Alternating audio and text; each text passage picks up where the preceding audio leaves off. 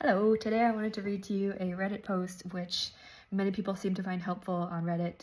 And it's a parent talking about collapse of the climate and asking other parents how they handle it. The post is in r/collapse support. It says, "Parents, how do you handle it?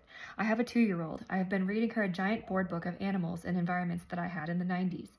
As I read it, I choke back tears as I know that I will have to explain to her which ones are not around any longer, like an extinction checklist. I can't bear to let her watch nature documentaries because I can't handle watching them without becoming intensely depressed. I feel guilty bringing her into this collapsing world, and as the reality of her growing up sets in, I see no hope for her future by the time she is my age. It's not just the loss of natural beauty in the world, but a Mad Max hellscape of suffering as a slave to a despotic government. Starved to death from climate change and drowning in plastic.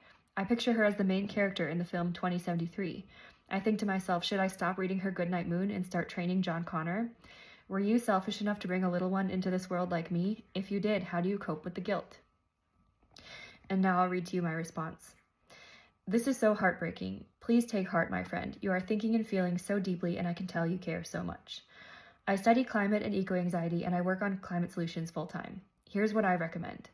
I would recommend to be upfront and honest with children in an age-appropriate way, pairing awareness of collapse with awareness of action and with hands-on action. For you, I would recommend to think of the future as a field of possibilities. Some of them are bad. Maybe many of them are bad. But I challenge you to expand your thinking to go just as broad on the good side. What do the middle of the road and best case scenarios you can imagine look like? You may also find attending a climate cafe to be useful. For example, let's say you are reading a book about an extinct animal. You can talk about the importance of homes for all living beings and how maybe that animal died because it lost its home. It is sad, and it's okay to be sad.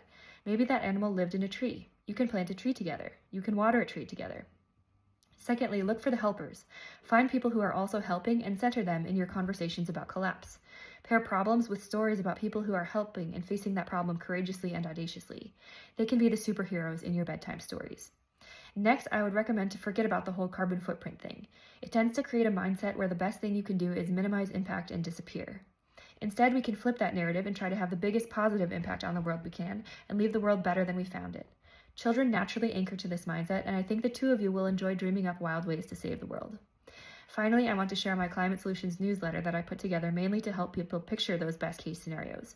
I find it challenging to imagine sometimes because the news coverage can be so one-sided. It is totally free and once a week at forpeopleandpla.net. Thanks.